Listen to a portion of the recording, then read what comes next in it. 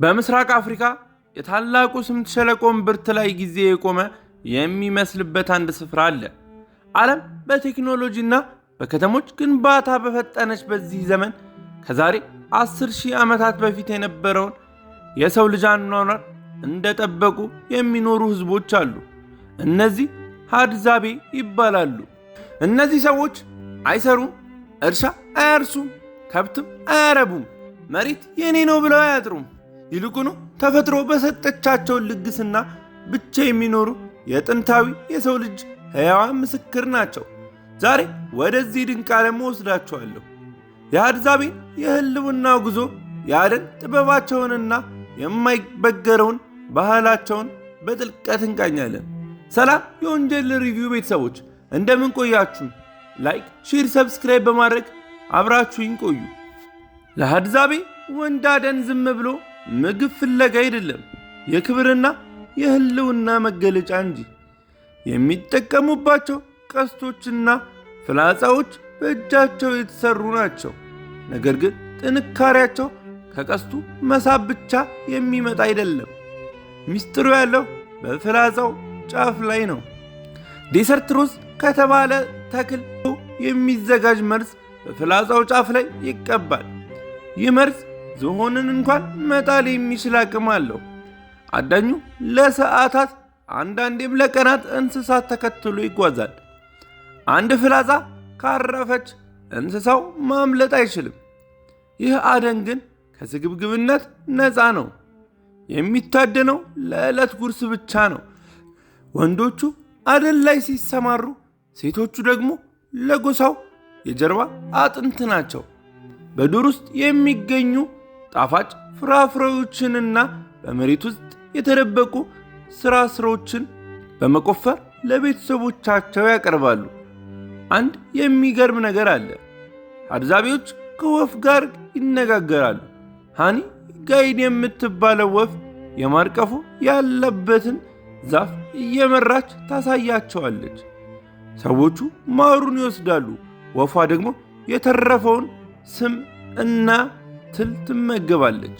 ይህ በተፈጥሮና በሰው መካከል ያለ ጥንታዊ ስምምነት ነው። እዚህ ጋር ስስት የለም። ሁሉም ነገር ለሁሉም እኩል ይከፋፈላል። በሃድዛቤ ማህበረሰብ ውስጥ ንጉሥ ወይም መሪ የሚባል የለም። ማንም ከማንም አይበልጥም። ሀብት ማከማቸት እንደ ነውር ይታያል። ዛሬ የታደነው አደን ለሁሉም እኩል ይከፋፈላል። ቤታቸው ከሳርና ከቅርንጫፍ የሚሰራ ሲሆን ተፈጥሮን ሳይበክሉ ይኖራሉ። እንስሳቱ ካለቁ ወይም ውሃ ካነሰ ቤታቸውን ጥለው ወደ ሌላ ቦታ ይጓዛሉ። እነሱ መሬቱን አይገዙትም፣ መሬቱ ግን የእነሱ እንደሆነ ያውቃሉ። ይህ የአኗኗር ዘይቤ ለዘመናዊ ዓለም ትልቅ ትምህርት ነው። ይሁን እንጂ ይህ ጥንታዊ ታሪክ አደጋ ላይ ነው። የአካባቢው ገበሬዎችና ከብት አርቢዎች ወደ ሃድዛቤ መሬት እየገቡ ነው። ሰፋሪዎች ደኑን እየጨረሱት ነው። እንስሳቱም እየሸሹ ነው። እነዚህ የሰው ልጅ የቀደም ታሪክ ባለቤቶች እስከ መቼ በዚህ ሁኔታ ሊቀጥሉ ይችላሉ? የሃድዛቤ መጥፋት ማለት የሰው ልጅ ታሪክ አንድ ትልቅ ምዕራፍ መዘጋት ማለት ነው። ታሪካቸውን ማወቅ ማክበር የሁላችንም ድርሻ ነው። ነገር ግን ይህ ሕይወት ለስላሳና የዋህ አይደለም። በሃድዛቤ ዓለም ውስጥ ህልውና ማለት ዘወትር ከሞት ጋር ፊት ለፊት መጋፈጥ ነው። እዚህ ጋር ርኅራኄ የሚባለው ቃል ትርጉሙን ያጣል። አደን ጨካኝ ነው። አዳኙ ፍላጻውን ሲወረውር እንስሳው ወዲያው አይሞትም። መርዙ እስኪያሽመረምረው ድረስ እንስሳው በከፍተኛ ስቃይ ለሰዓታት ሊሮጥ ይችላል። አዳኙ ግን ይህንን ስቃይ አይመለከቱም። ለእነሱ ይህ የህልውና ግዴታ ነው። ለሃድዛቤዎች ደካማ መሆን ዋጋ ያስከፍላል። በዱር ውስጥ የሚኖረው ሕግ አሸናፊው ይኖራል የሚል ነው። አንድ ሰው ከታመመ ወይም ከቆሰለ ዘመናዊ ሆስፒታል ወይም መድኃኒት የለም። ተፈጥሮ ከፈወሰችው ይድናል፣ ካልሆነ ግን በዱር ውስጥ ይረሳል። ጨካኙ እውነታ የሚታየው በምግባቸው ላይ ነው። ብዙ ጊዜ የታደነው እንስሳ ደም ገና ሳይቀዘቅዝ ይጠጣሉ፣ ጥሬ ሥጋውንም ይበላሉ። ይህ ለእኛ ጭካኔ ቢመስልም ለእነሱ ግን በቪታሚን የበለጸገ ብቸኛው የኃይል ምንጭ ነው። በበረሃው መካከል ርኅራኄ መፈለግ የሞት ፍርድ እንደ መፈረም ይቆጠራል። ሕፃናት ገና በእግር መራመድ ሲጀምሩ ስለታም ቢላዋና ቀስት እንዲይዙ ይገደዳሉ። የልጅነት ጨዋታቸው አደንና ግድያ ነው። የሚራራላቸው ማንም የለም፣ ምክንያቱም ተፈጥሮ አትራራላቸው። ሽማግሌዎች መንቀሳቀስ ሲያቅታቸው ጎሳው ወደ አዲስ ቦታ ለመሄድ ሲነሳ ትልቅ ፈተና ይገጥማቸዋል። እያንዳንዱ ቀን ለሕይወት የሚደረግ ደም አፋሳሽ ትግል ነው። የህድዛቤ ሕይወት በደም በባልና በማይራራው የተፈጥሮ ሕግ የታጠረ ነው። ይህንን ጭካኔ መቋቋም የማይችል ሰው በዚህ ምድር ለአንድ ቀን እንኳን ማደር አይችልም። በህድዛቤዎች ዓለም ውስጥ ውሃ ሁልጊዜ አይገኝም። ፀሐይ ምድሩን ስታቃጥልና ምንጮች ሲደርቁ ሕይወት ሌላ መልክ ትይዛለች። እዚህ ጋር ደም መጠጣት የጭካኔ መገለጫ ሳይሆን የህልውና አማራጭ ነው። አንድን እንስሳ አድነው ሲጥሉ ደሙ ገና ሳይቀዘቅዝ ከቁስሉ ላይ ይጠጣሉ። ይህ ጨካኝ ተግባር ለሰውነታቸው አስፈላጊውን ጨውና እርጥበት ይሰጣል። ለእኛ ይህ ትዕይንት ለማየት የሚከብድ ቢሆንም ለእነሱ ግን በበረሃው መካከል የሚገኝ ፈሳሽ ወርቅ ነው። እዚህ ጋር ስሜት ቦታ የለውም። ያለው ፍላጎት መኖር ብቻ ነው። አደን ተጠናቆ ወደ ሰፈር ሲመለሱ የሚደረገው ግብዣ ልብ ያቆማል። ስጋው ተከታትፎ በእሳት ላይ ሲጣል ብዙ ጊዜ በደንብ አይበስልም። ደም የሚንጠባጠብ ጥሬ ስጋ መብላት የተለመደ ነው። አጥንቱን ሰብረው መቅኔውን ሲመጡ ጥርሶቻቸው ከእሳቱ ያልተናነሰ ጥንካሬ እንዳላቸው ትረዳለህ።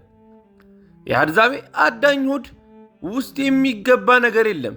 ከትንሿ ከአዋፍ ጀምሮ እስከ ትልቁ ዝንጀሮ ድረስ ሁሉም የዚህ ጨካኝ ሰንሰለት ሰለባዎች ናቸው። ዝንጀሮዎችን ማደን ደግሞ የራሱ የሆነ አስፈሪ ገጽታ አለው። ምክንያቱም ዝንጀሮዎች እንደ ሰው ስለሚጮሁና ስለሚማጸኑ አደኑን ይበልጥ የከፋ ያደርገዋል። ፀሐይ ስትጠልቅ ህድዛቤዎች ወደ ሳር ጎጇቸው ይገባሉ። ነገር ግን ሌሊቱ ሰላም አይደለም። በዙሪያቸው የሚዞሩ ጅቦች፣ አንበሶች የህድዛቤ ስጋ ይፈልጋሉ። እሳት አንድያ ጠባቂያቸው ነው። እሳቱ ከጠፋ ሞት ቅርብ ነው። ልጆቻቸውን በደረታቸው አቅፈው የሚተኙት እናቶች በማንኛውም ቅስፈት ለሚመጣ አደጋ ዝግጁ ናቸው። በዚህ ማህበረሰብ ውስጥ እረፍት የሚባል ነገር የለም። ንቃትና ጥንካሬ የጎደለው ሰው የሌሊቱን አውሬዎች ሲያይ መሆኑን አይቀሬ ነው። በተፈጥሮ ለደካማው አትራራም። ህድዛቤዎችም ይህንን በሚገባ ያውቃሉ። ታዲያ ይህ ሁሉ ጭካኔና መከራ ለምን? ህድዛቤዎች ወደ ዘመናዊ ሕይወት ለመግባት አይፈልጉም።